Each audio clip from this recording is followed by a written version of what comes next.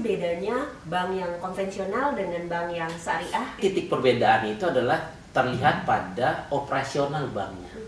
Kalau bank konvensional itu beroperasional itu berdasarkan bunga, kira-kira begitu.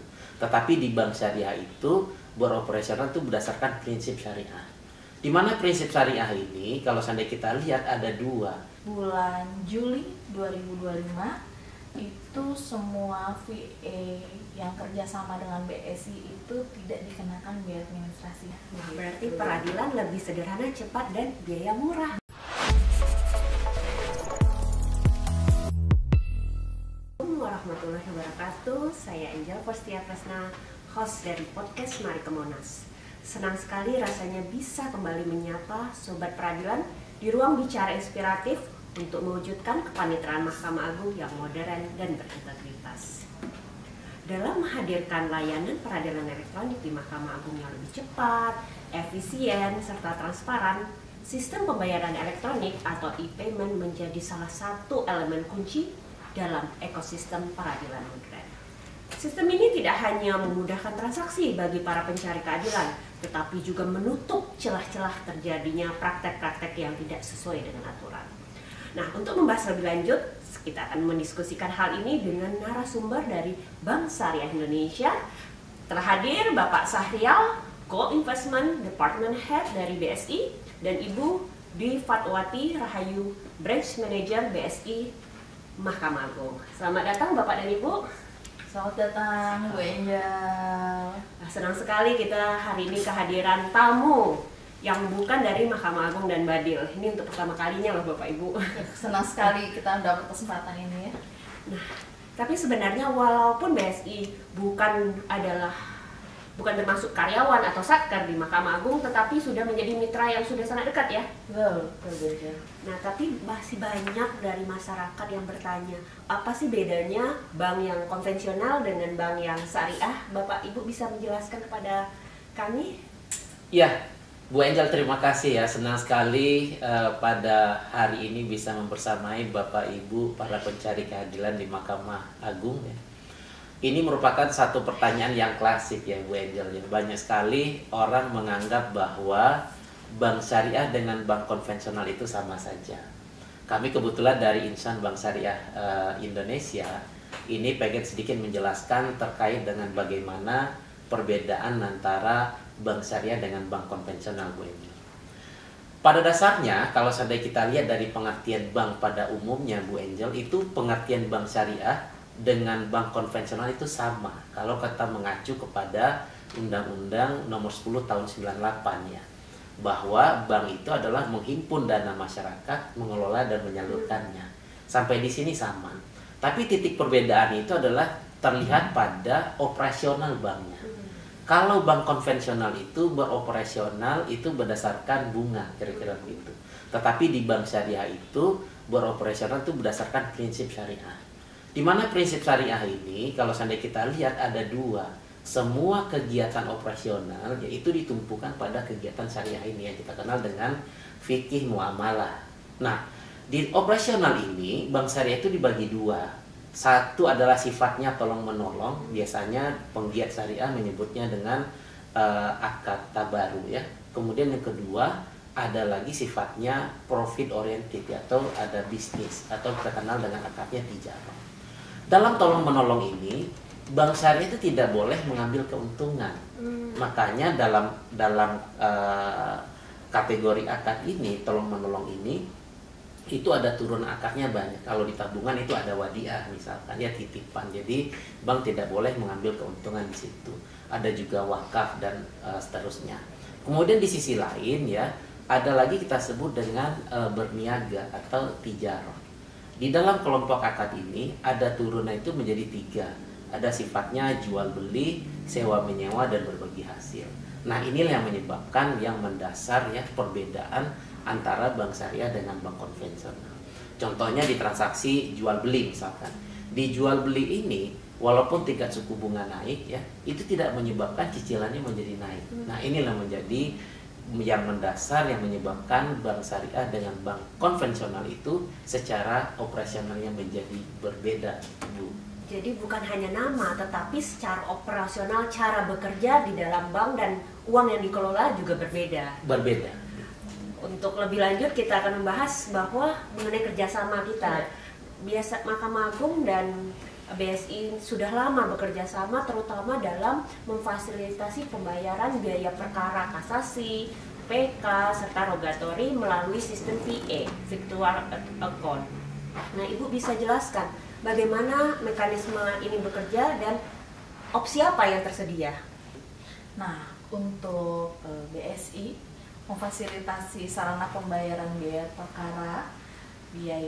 perkara kasasi, PK, dan rogatori itu menggunakan metode virtual account, di mana yang kita kerjasamakan dengan Mahkamah Agung itu ada 3, yaitu biaya pembayaran IKOT atau panitia perkara. Yang kedua adalah VA biaya perkara MARI. Yang ketiga adalah VA kepanitraan Mahkamah Agung untuk pembayaran rogatori. Nah, kalau para pihak ingin membayar salah satunya, itu ada berapa mekanismenya?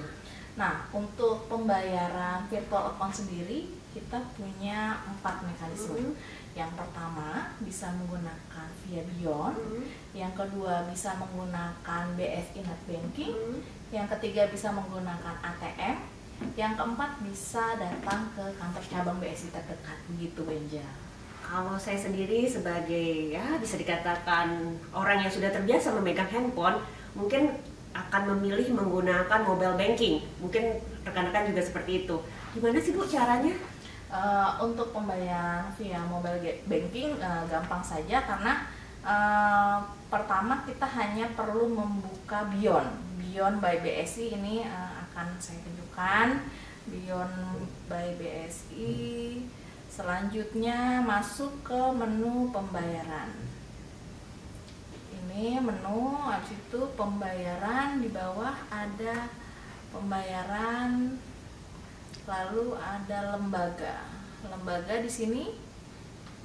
Nah, nanti tinggal dimasukkan biaya apakah yang akan dibayarkan. Yang pertama untuk biaya perkara MARI ada kodenya 5701. Untuk pembayaran IKOT ada 6008, dan kepanitraan Mahkamah Agung untuk rogatori itu di 5512. Jadi apabila Bapak Ibu susah untuk detailingnya, tinggal masukkan kodenya saja gitu. Nanti tinggal langsung next langsung ke menu pembayaran gitu. Nah, kalau seperti usia-usia kita paham ya kalau mobile banking, tapi kalau misalnya usia orang tua kita, nenek atau kakek kita, mungkin agak bingung ya. Iya, betul. Nah, mungkin yang paling familiar bagi mereka datang ke teller, dilayani sama mbak-mbak cantik di sana. Nah, gimana caranya itu? Nah, kalau untuk mekanisme selanjutnya itu bisa datang ke kantor cabang terdekat dengan membawa VA-nya, lembar tagihan yang telah diinfokan. Nah, nanti langsung saja datang ke teller dan bilang untuk pembayaran virtual account, nanti langsung dilayani sama mbak-mbak cantik yang ada di teller tersebut. Jadi tinggal datang, nanti prosesnya mbak-mbak itulah yang membantu. Nah, itu kalau seandainya VA-nya dari BSI. Misalnya kalau dari lembaga perbankan yang lain, apakah bisa juga dibantu menggunakan mekanisme BSI yang tadi semua itu? Bisa. Kalau untuk VA yang berasal dari bank lain, bisa kita bantu dengan 2 cara. Yang pertama itu dengan menggunakan Beyond, tapi metodenya bukan metode pembayaran virtual account. Jadi metodenya itu adalah metode transfer ke antar bank. Jadi kita seperti akan transfer ke antar bank, nanti rekening penerima adalah rekening VA-nya itu.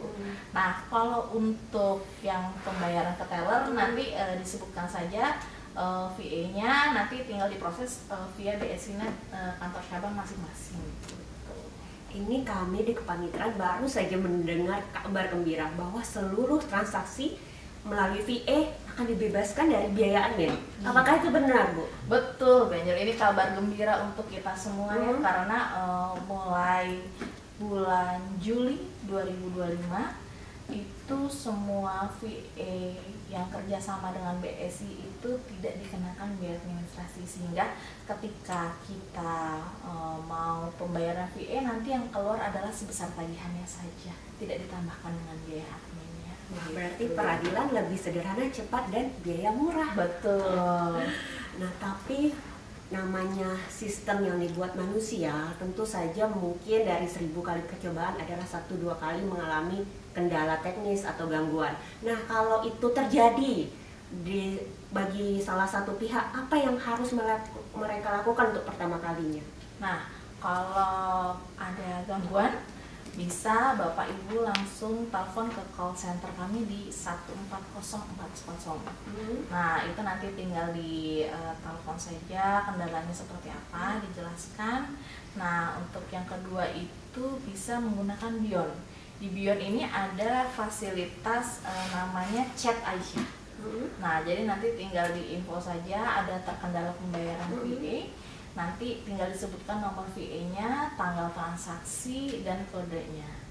Nah, untuk yang ketiga bisa datang ke kantor cabang terdekat untuk diproses di customer service. Misalnya saya mengalami kendala, nanti melalui mobile banking ada namanya Aisyah tadi. Betul. Nah, informasi apa saja yang harus saya chat di sana? Nah, untuk informasinya biasanya hanya nama penerima, terus kode VA-nya, transaksi terjadi tanggal berapa, udah gitu aja cukup. Nah, dari proses mengajukan permasalahan hingga selesai itu kira-kira dibutuhkan waktu berapa lama itu? Kalau untuk hari kerja dalam penyelesaian masalah itu biasanya kita 14 hari kerja gitu, tapi bisa lebih cepat daripada itu. Jadi selambat-lambatnya 14 hari Betul. kerja, bahkan bisa lebih cepat ya. Betul. Nah, kita sudah membicarakan seandainya ada kendala gangguan teknis, namun juga ada hal yang sangat penting harus kita ketahui juga. Nah, bagaimana dengan aspek keamanannya? Bagaimana BSI bisa menjaga keamanan sekaligus integritas data dalam e-payment? Khususnya kita kan dalam layanan peradilan membutuhkan kerahasiaan dan akurasi yang sangat tinggi ya Bu ya. Nah, bagaimana cara BSI untuk memprotek data-data tersebut? Nah, kalau BSI itu bagaimana cara memproteksinya? Kita bekerja sama host to host dengan Mahkamah Agungnya, di mana sistem e-court itu kan berasal dari webnya Mahkamah Agung, di mana sistem keamanan juga sudah pasti terjaga. Nah, ketika sudah muncul kode VA untuk pembayaran, nah baru dimasukkan ke dalam tadi mekanisme-mekanisme yang sudah diberitahu di depan. Nah, ketika kodenya itu tidak sesuai, kan otomatis tidak akan bisa dilakukan pembayaran. Nah, kita dari situ mengamankannya itu dengan mencocokkan kode-kode yang bisa dibayarkan sesuai dengan e-payment-nya dari websitenya Mahkamah Agung. Jadi data-data yang dimasukkan oleh para pencari keadilan atau nasabah aman ya? Aman, betul. Jadi kita tidak perlu takut lagi ya. Nah, berbicara mengenai keamanan tentu bukan hanya mengenai e-payment saja, tetapi bagaimana kita mempersiapkan masa depan kita. Mumpung ada BSI ini di sini, mungkin pendengar kita bisa belajar sedikit tentang bagaimana cara mengamankan keuangan untuk jangka panjang. Apa sih langkah-langkah dasar yang bisa kita lakukan, Bapak atau Ibu ini? Berbicara aman keuangan masa depan gitu Bu Angel ya. Ini kalau seandainya kita lihat ya bagaimana uang itu tidak keluar kira-kira gitu, sehingga uangnya aman. Aman dalam artian di perencanaan keuangan itu adalah kita bisa melihat terkait dengan cash flow manajemen ya. Bagaimana kita melihat arus kas dari uang setiap Bapak Ibu yang ada di Mahkamah Agung. Cash flow ini ada dua, yaitu cash in dan cash out ya. Bagaimana uang masuk dengan uang keluar. Bahkan para guru kita ya, ahli parawat manajemen sering mengingatkan jangan sampai besar pasak daripada tiang ya. Yaitu mengamankan itu adalah bagaimana uang yang diperoleh atau berdasarkan dari gaji begitu ya, bisa ditahan ya untuk konsumsinya, sehingga bisa masuk ke dalam instrumen menabung dan berinvestasi kira-kira gitu. Nah, kalau seandainya kita lihat amannya juga, aman itu bisa kita lihat dua. Satu adalah aman institusinya, kemudian yang kedua adalah aman pilihan investasinya. Jadi ada dua yang bisa kita lihat. Begitu Bu Eng. Apa kira-kira investasi yang bisa aman di kedua aspek tersebut? Ya, dari kedua ini ya, kalau seandainya kita lihat institusinya, tentunya kalau seandainya lembaga jasa keuangan Bapak Ibu ya pencari keadilan di Mahkamah Agung bisa melihat lembaga keuangannya terdaftar nggak di otoritas jasa keuangan, kira-kira seperti itu, sehingga kita dan kemudian juga diawasi sama dijamin oleh lembaga penjaminan simpanan, itu terkait dengan lembaganya. Kemudian terkait dengan investasinya banyak sekali terkait dengan investasi saat ini, baik dari dalam bentuk transaksi dalam bentuk financial contract ya atau financial investment maupun dalam bentuk aset berujung. Di duanya ini ada di Bank Syariah Indonesia, Bu Angel. Jadi kalau untuk salah satu yang paling masyarakat FOMO akhir-akhir ini ya, di beberapa bulan terakhir ini, ya mungkin salah satunya terkait dengan emas ya. Emas. Iya. Berarti emas itu memenuhi kriteria aman yang tadi disebutkan. Iya, karena sangat liquid. Jadi kalau seandainya sepanjang pengalaman kita ya di lembaga jasa keuangan, ketika berbicara menabung dan investasi, kalau kita berbicara terkait dengan saham, misalkan seperti itu. Ketika kita ngomong saham ya, tidak semua orang bisa menerima tuh. Tapi kalau seandainya kita ngomong emas ya, baik itu milenial, Gen Z saat ini, itu pada umumnya menerima bahwa salah satu investasi yang aman untuk masa depan, kira-kira begitu, Bu. Iya sih, kayak misalnya kalau saham mungkin hanya saya dan saudara saja yang bermain saham. Tapi kalau emas, nenek saya, ibu saya, adik saya, anak saya yang masih kecil pun sudah belajar menabung di dalam bentuk emas. Iya, itu bedanya. Kalau saham, Bu Angel, itu orang perlu ilmu khusus ya atau pengetahuan khusus untuk masuk di segmen ini. Tetapi kalau untuk emas ya, itu semua generasi bisa masuk. Kenapa? Karena tidak perlu pengetahuan khusus ya. Kalau di saham misalkan dia perlu memahami misalkan secara teknikal ya, ekspektasi returnnya seperti apa, kemudian juga kondisi ekonomi makro saat ini seperti apa, sehingga berpengaruh terkait dengan return yang akan diperoleh, baik dalam bentuk dividen ya maupun dalam terkait dengan pengembangan sahamnya. Tetapi kalau dalam bentuk emas ya itu sederhana, karena emas ini masuk pada sektor real investment atau investasi pada aset berwujud, sehingga orang tinggal beli, simpan ya kemudian jual. Pengambilan keuntungan hanya satu dalam bentuk, kalau di wealth management itu kita kenal dengan istilah capital gain ya. Jadi bagaimana ada selisih antara saat kita beli hari ini dan kita jual di kemudian hari. Contoh ya, di tahun 2014 misalkan 1 gram emas itu hanya 555.000 emas antam itu. Saat ini ya 2025 1 gram yang sama kira-kira begitu itu lebih kurang sekitar 1.900.000. Nah, selisih ini disebut dengan capital gain kira-kira begitu. Dan hampir tidak pernah emas turun ya. Kalau kita tarik di 5 tahun terakhir ya, secara waktu pendek itu berfluktuasi ya. Jadi bisa naik, bisa turun. Tapi kalau kita tarik di 5 tahun terakhir, itu kita tarik garisnya itu naik terus ya. Itu lebih kurang per tahunnya itu, per tahunnya itu lebih kurang sekitar 21% kalau seandainya kita tarik di 5 tahun belakangan ini. Dan bentuk investasinya apa? Misalnya saya nabung kah, nyicil kah, atau bagaimana? Iya. Kalau emas ya, karena kalau seandainya kita lihat di wealth management itu masuk adalah dalam bentuk real investment ya, itu identik dengan investasi pada aset berwujud.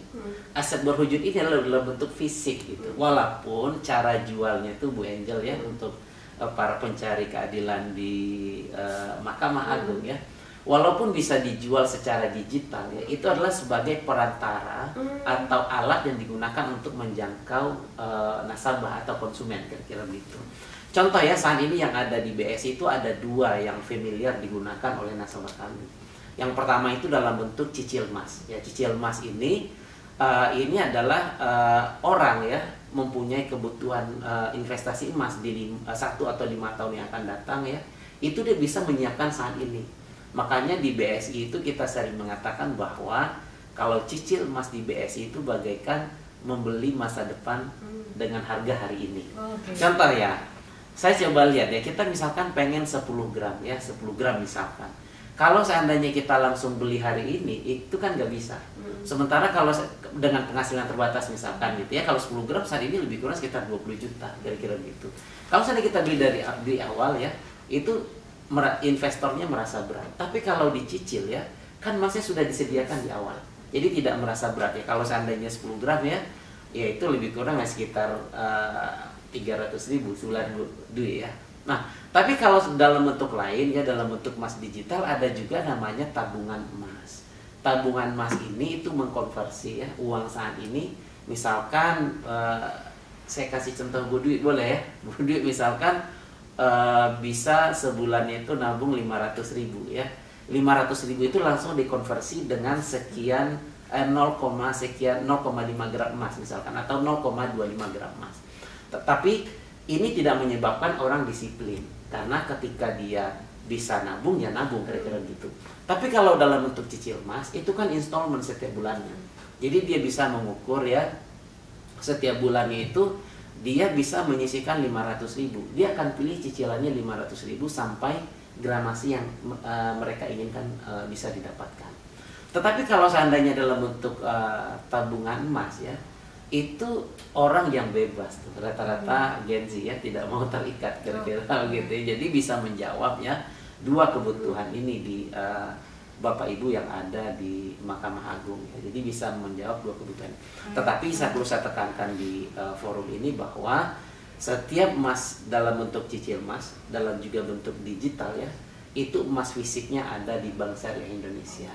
Karena kalau seandainya emasnya tidak ada, itu tidak sesuai dengan ketentuan syariat. Jadi jangan takut ya kalau seandainya walaupun tidak memegang langsung secara fisik emasnya ada di bank ya. Ada di bank. Nah, mungkin sebagai penutup bagi pendengar kami yang tertarik dan ingin langsung eksekusi, apa langkah pertama yang harus mereka lakukan? Langkah pertama ya, kalau untuk cicil emas itu terutama untuk Bapak Ibu pencari keadilan di Mahkamah Agung ya. Cicil emas itu syaratnya mudah sekali, Bu Angel. Cukup dengan punya KTP ya, dengan KTP. Kemudian kalau yang sudah berpayroll di BSI, itu cukup menyediakan KTP saja karena DP-nya 0 ya, kita DP-nya 0%. Kemudian dia tinggal mencicil sesuai dengan kebutuhan emas yang diinginkan oleh Bapak Ibu yang ada di Mahkamah Agung. Itu untuk yang payroll. Yang tidak payroll ya, dia cukup menyediakan KTP juga dan menyediakan DP mulai dari 5% sampai 10% ya. Kemudian biaya admin itu udah pasti diberikan oleh Bu Dwi, itu udah dari Bu Dwi ya, untuk khusus Bapak Ibu yang ada di Mahkamah Agung. Kemudian untuk yang beli secara digital atau tabungan emas ya, itu tinggal membuka rekening di Bion ya, rekening emas, yaitu setara dengan 0,1 gram ya, Bu Dwi, itu lebih kurang sekitar 200.000.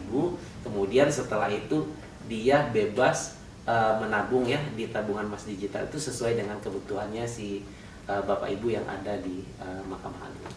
Begitu Bu Angel. Jadi sangat mudah dan simpel, cukup KTP saja. Sangat mudah, sangat simpel dan aman juga masa depan kita. Yes. Tidak terasa waktunya kita sudah hampir selesai. Namun bagaimanapun saya sangat menikmati diskusi pada pagi hari ini. Untuk itu terima kasih kami ucapkan kepada Bapak Syahrial dan Ibu Dwi Fatwati Rahayu atas diskusi yang sangat menyenangkan ini.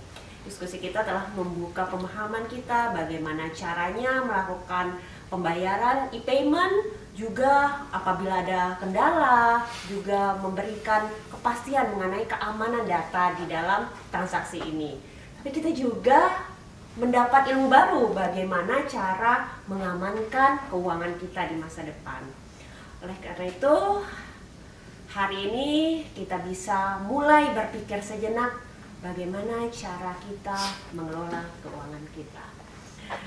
Sampai jumpa di episode berikutnya dari Mari ke Monas. Wassalamualaikum warahmatullahi wabarakatuh. Selamat berpisah dan semoga hari kita penuh keadilan dan kebijaksanaan.